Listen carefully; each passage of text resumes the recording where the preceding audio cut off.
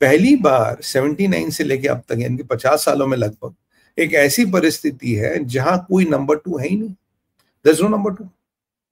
अगर कोई नंबर 2 नहीं है तो आपको क्या लगता है कि अकस्मात ही हो गया? बिकॉज जब इजराइल सोचेगा वो हर चीज पे सोचेगा, वो हर एंगल पे सोचेगा, वो हर सूक्ष्म से सूक्ष्म एंगल पे सोचेगा what do I need to do. क्योंकि इजराइल की समस्या समझिए, बेंजामिन नेतन्याहू बार बार कह रहे प्रॉक्सी प्रॉक्सी प्रॉक्सी। अगर मुज्तबा वाला स्पेकुलेशन ट्रू है तो प्रॉक्सी तो ऑटोमेटिकली वीक हो गए, प्रॉक्सी तो ऑटोमेटिकली डिसहार्टेंड हो गए।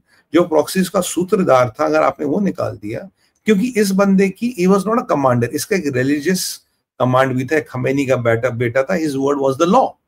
There was nobody who could have crossed him except Khamenei.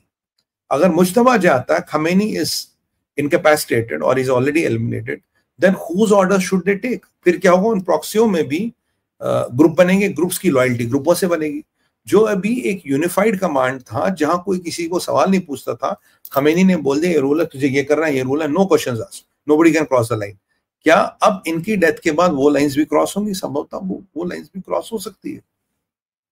और अगर आप मैं बताऊं, देखिए वेस्ट की एक पॉलिसी है, वेस्ट हमसे अलग सोचता। हम भारत में सोचते हैं कि यार कोई बात नहीं, let's wait and watch, let's wait and watch, खुद हमारा दुश्मन कमजोर होगा और एक दिन खुद मर जाएगा। वेस्ट की अगर आप पॉलिसी सोचे और अगर आप खासकर इजराइल की पॉलिसी सोचे, इजराइल दुश्मन के कमजोर होने का वेट ही नहीं करता। इजराइल पहले ही चीजों को निपटा देता है before they become problem for him, they become problem for him. और अगर आप ये एग्जाम्पल देखिए, हमास देखिए, हिजबुल्लाह देखिए, होती देखिए, इस्लामिक जिहाद देखिए, आपको ऐसे कई सारे ऑपरेशन जो लेबनान में इन्होंने किया था, आपको ऐसे कई सारे ऑपरेशंस मिलेंगे जहां इजराइल का टारगेट रहा है ह्यूमन आदमी, इनके लीडर को मारना। ऑर्गेनाइजेशन का देखो, एम्युनिशन डिपो उड़ाना, ड्रोन फैक्ट्री, वो तो उनका रोज का काम है, but they have always done, ऐसे उन्होंने काम किया जहां उन्होंने आदमियों को, इनके कोर लीडरशिप को एलिमिनेट किया है। ये इजराइल ने हमेशा किया है।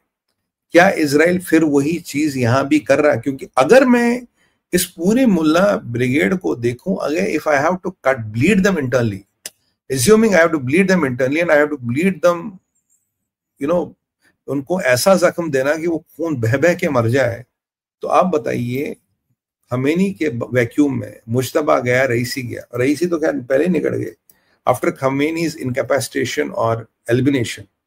और if Mujtaba is also out of the picture, can't I say that it is bleeding the regime internally and the whole axis is shaking? और पूरा ये जो इनका है ये बिल्कुल हिला पड़ा है। और मैं बताऊं, ये न्यूक्लियर से भी ज्यादा बड़ा फैक्ट है, क्योंकि न्यूक्लियर रेडिएशन देता है, रेडिएशन में बेगुनाह लोग मरते हैं। ये ऐसा न्यूक्लियर ब्लास्ट है जिसने रेडिएशन नहीं दी है, इसने रेडिएशन नहीं दी है, बट इसने मोस्ट रेडियो एक्टिव एलिमेंट को निपटा दिया। It's a nuclear bomb which has not given radiation but eliminated the most radioactive element in the whole thing. इन कल्ट लीडर्स का करिश्मा होता है, इनकी फॉलोइंग होती है, their word is the law. If you get rid of him, you have done something which a nuclear bomb could not do. Nuclear bomb follow है तो बहुत डिस्ट्रक्शन, बहुत लोग मरेंगे, but if you take the nuclear element out of the picture, who is most nuclear, who is most dynamic, so you have detonated a bomb without using a nuclear bomb. तो आप सोचिए, अगर ये Israel ने किया है, which I doubt they would have done, this is something which is not a Iran level का disruptor, it's a global disruptor. क्योंकि इसके बाद इसके इम्पैक्ट आपके 5-7 कंट्रीज में चलेंगे, इसके इम्पैक्ट ओआईसी में आएगा, इसका इम्पैक्ट कहीं ना कहीं इस्लामिक हेजेमनी में आएगा, इसका कहीं ना कहीं इम्पैक्ट आएगा पूरे मिडिल ईस्ट में आएगा। और ये एक नई तरीका बनाएगा how the future Wars can be fought, how the future Wars will be fought and how the future Wars should be fought. ये एक नया कीर्तिमान, एक नया बेंच उस पर भी बना रहा है। तो ये जो मुस्तफा वाला केस है, अब इसका धीरे, अब टाइमिंग देखिए, 2 दिन पहले ये कहीं नहीं था, आज से ये it has started hitting. Why now? Why after the ceasefire? Why not before the ceasefire? Before the ceasefire भी आ सकता था, Khamenei we knew, but why not Mustafa? Why not? Why didn't father nominate the son? बाप ने बेटे को nominate क्यों नहीं किया? सर, ये कई सारी चीजें जिस पे अटकलें लगे, जिस पे कई सारी चीजें हैं। और जो ट्रम्प का, खासकर मैं आपको फिर बता रहा हूं, जो ट्रम्प का भी कहना, no the regime changes messy, we may not want to do it. So knowing the West, knowing America, जो विरोधी खेमा होगा उससे इन्होंने बातचीत कर ली होगी, they will have a puppet there. और मैंने कहा मोहम्मद पेजिशकियन, मैं आपको शुरू से कह रहा हूं, he is a valuable asset for America, शुरू से आपको कह रहा हूं, they will not touch Mohammad Pezeshkian. या परकेजिन भी मैं कई बार उसे कह देता हूं, मैं आपको शुरू से कह रहा हूं, they will not touch Mohammad Pezeshkian. Why? There is a reason for it, he is the only one who can be used without a regime change. You can have a regime change like implications and you can still pay. और परकेजिन पेजिशकियन का हमेशा इनके पास backup क्या है? शाह का बेटा। अगर कल को पेजिशकियन doesn't toe the line, Shah का बेटा is always there. He comes with a full blend of democracy. तो अभी आप एक partial मुल्ला regime, father son duet, खमीनीज को dismantle करके you put another guy which can be Pezeskian or the other group का बंदा, you moderate the things at band and maybe at the second phase you may want to, जब थोड़ी चीजें normalize होगी, they'll live with it, you might want to get Shah का बेटा into the picture and say now here the things are complete. Sir ये एक बहुत solid possibility है।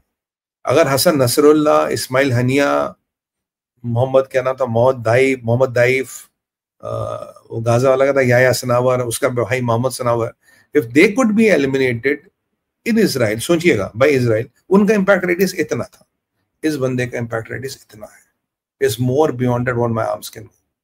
So what makes us think why I should not think, why I should not contemplate? मैं ये अनुमान क्यों न लगाऊं, इसका भी शायद काम उन्होंने कर दिया है, कर दिया होगा, इसीलिए ये बंदा पिक्चर से गायब है, इसीलिए इस बंदे का कुछ नहीं हो रहा। Look at the timing.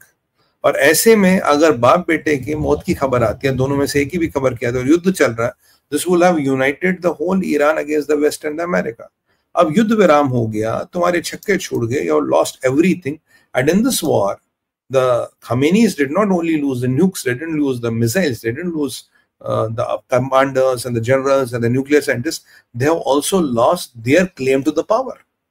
अगर ये चीज संभव हो गई है, it is something which is more than fantastic. ये ऐसी चीज है भाई, ये तो मतलब एक, इस पे तो एक आप माने तो पिक्चर बना सकते हो कि how did Israel do it again. अगर म्यूनिक हिस्ट्री में जाएगा, ये एक सुपर म्यूनिक बनाया है इसराइलियों ने। और जो ट्रम्प है, और एक और बात है कि आप में से कोई मुझसे ये will any of you kind of agree with me or not agree with me कि अगर ये हुआ, if at all this has happened, I'm putting a caveat here, तो ये ट्रम्प को नहीं पता, ट्रम्प के बिना अप्रूवल के होगा, ट्रम्प को नहीं पता, ट्रम्प को पता होगा। और ये ऐसी विडंबना है, जब ये सोशल मीडिया को हिट कर गई है तो ये ईरानी छुप क्यों बैठे, पार्ट ऑफ ईरान में ब्लैकआउट क्यों है, और कहाँ ब्लैकआउट है? कौम में। कौम कौन सी जगह है? कौम वो जगह जैसे खमेनी आते हैं। It can be even psyops. I'm not saying कि Iran is not capable of psyops.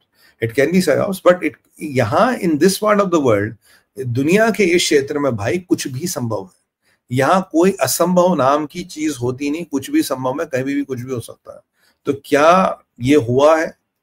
इसके होने की संभावना है? मैं तो ये नहीं, मैं ये जरूर कहूंगा, आई डोंट नो, बट ये जरूर कहूंगा कि मेरे हिसाब से मैं इम्पॉसिबल नहीं है कि ये हुआ हो, क्योंकि जो पीछे घटनाक्रम हुआ वो कहीं ना कहीं इस चीज को दर्शाता है कि ये हुआ है। और ये जरूरी नहीं कि इजराइल ने ही किया हो, ये जरूरी है कि as a part of internal succession plan and palace intrigue somebody might have even dished him and this man might be मतलब critically injured, waiting for death to come. Poisoning हो सकती है, कुछ भी हो सकती है, इनके यहाँ कुछ भी संभव है, कुछ भी हो सकता है। When it comes to power, anything is possible. और आप याद रखिए, Americans know how to cut deals, Americans